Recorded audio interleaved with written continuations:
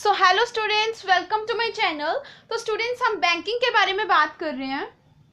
अभी इस लेक्चर में हम टोटली बैंकिंग पर फोकस करेंगे, banking as a business service पे, राइट। तो बैंकिंग है क्या, बैंकिंग के बारे में हम बात करने जा ही रहे हैं, तो सबसे पहले हमें पता होना चाहिए कि बैंकिंग है क्या। अब बैंक्स वर्ड्स तो हम सभी की लाइफ में कॉमन ही है, क्या बैंक है ये हमें वैसे तो पता है, बट जब बात आती है बैंक्स को डिफाइन करने की तो इसकी डेफिनेशन क्या हो सकती है, बैंक्स है क्या।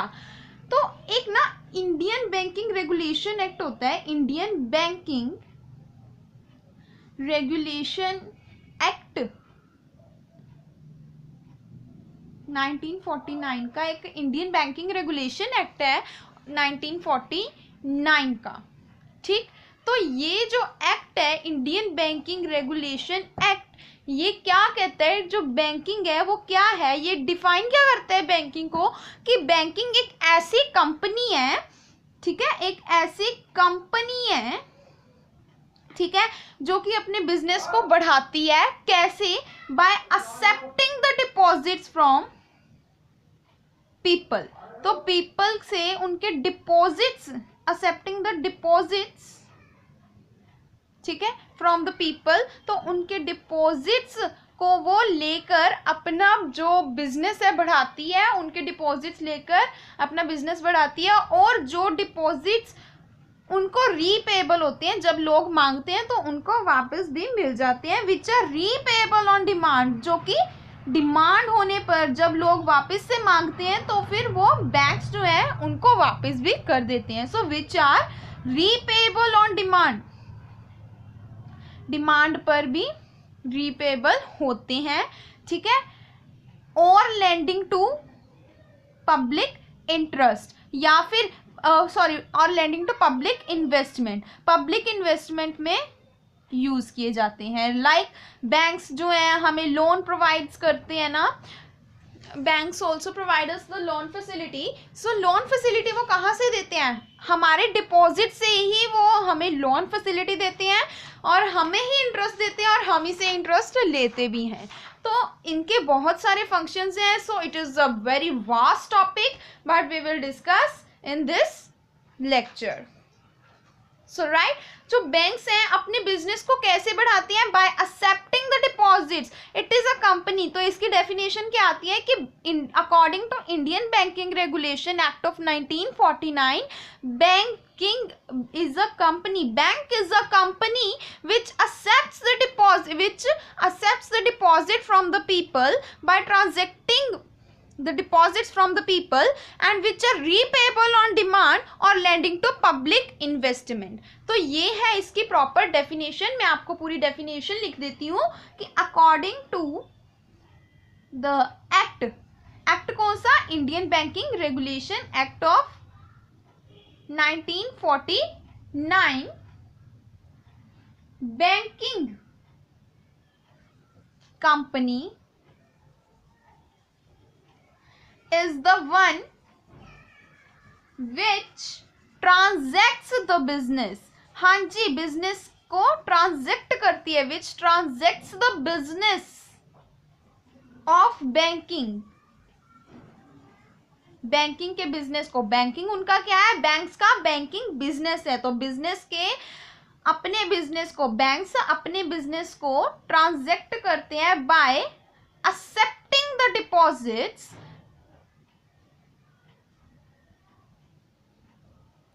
फ्रॉम द पीपल, लोगों से उनके डिपॉजिट्स लेते हैं, which are repayable on demand. हाँ जी, जब लोग उन्हें मांगते हैं वापस अपने डिपॉजिट्स को तो वो वापस भी कर देते हैं। So which are repayable on demand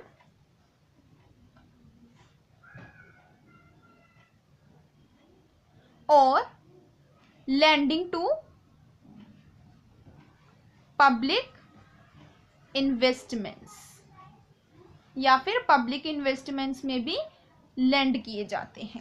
कैसे, अब ये जो है ये इसकी प्रॉपर डेफिनेशन है बैंकिंग की, व्हाट इज अ बैंक, इसकी प्रॉपर डेफिनेशन है कि 1949 के एक्ट के accordingly, Indian banking regulation act of 1949 के अकॉर्डिंगली, बैंकिंग कंपनी अपने बिजनेस, बैंकिंग के बिजनेस को, बैंक्स के लिए उनका बिजनेस क्या है? बैंकिंग। तो बैंक्स जो है अपने बैंकिंग वाले बिजनेस को कैसे बढ़ाते हैं? By accepting the deposits from the people, लोगों से उनके डिपॉजिट्स लेते हैं और जब लोग मांगते हैं उन्हें वापस भी देते हैं, और जब तक बैंक के पास होते हैं तब तक जो बैंक्स हैं वो उस डिपॉजिट से लोगों को लोन फैसिलिटीज या और फैसिलिटीज भी प्रोवाइड करते हैं, जिससे कि जब वो लोन फैसिलिटी प्रोवाइड करते हैं तो बैंक्स जो हैं उनसे एक इंटरेस्ट भी लेते हैं। अब इनका बिजनेस कैसे होता है, ये एक कॉन्सेप्ट है। कैसे है देखिए, जब आप ये कॉन्सेप्ट जो मैं अभी समझाने जा रही हूँ उसे समझ जाओगे तो आपको ये डेफिनेशन को रट्टा लगाने की कोई ज़रूरत नहीं है, राइट। तो यहाँ पर है एक डिपॉजिटर,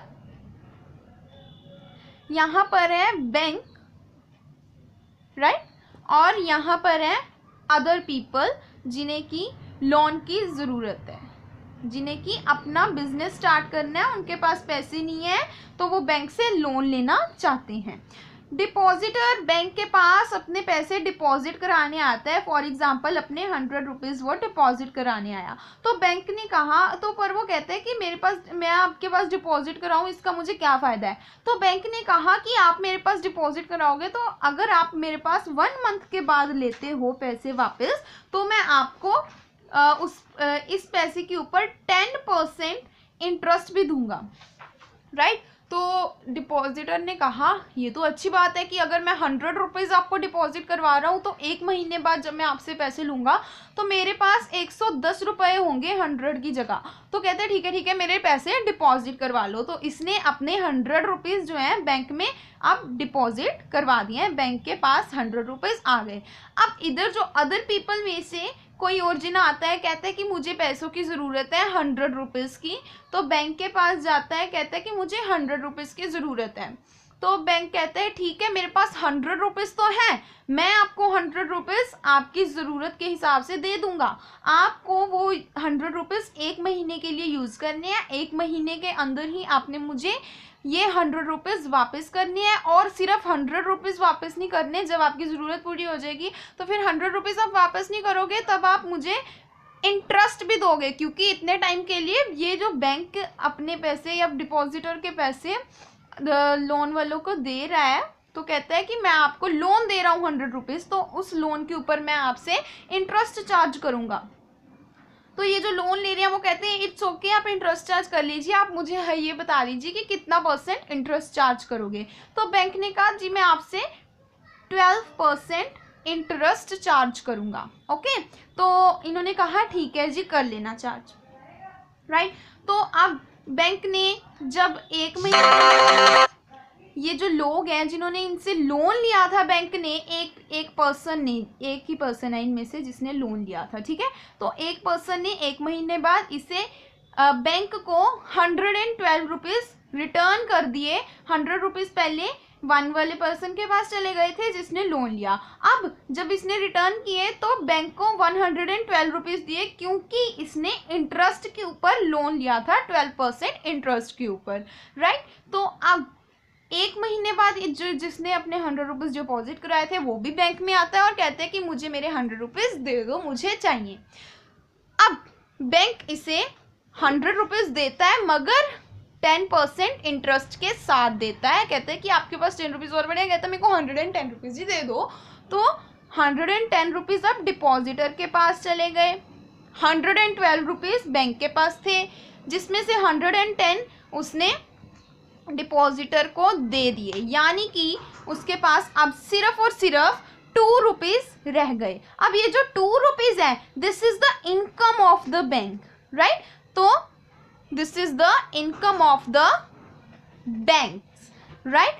अब बैंक्स कैसे कमाते हैं, अपना बिजनेस कैसे बढ़ाते हैं? अब उनके पास सिर्फ एक ही डिपॉजिटर तो नहीं होता या एक ही लोन लेने वाला तो नहीं होता, उनके पास थाउजेंड्स ऑफ डिपॉजिटर्स और थाउजेंड्स ऑफ लोन लेने वाले होते हैं, ठीक है। तो इसी तरह इनकी इनकम बढ़ती ही जाती है। ये मैंने सिर्फ आपको एक एग्जांपल से बताया है to know about the business of banking, right.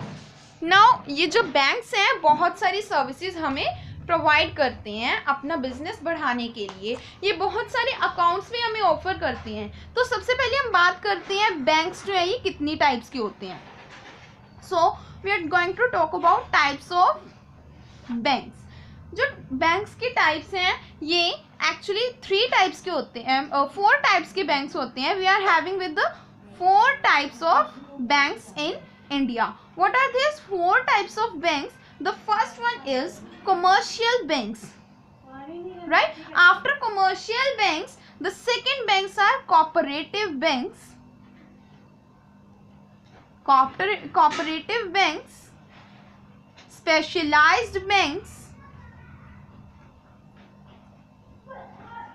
and the last is central bank.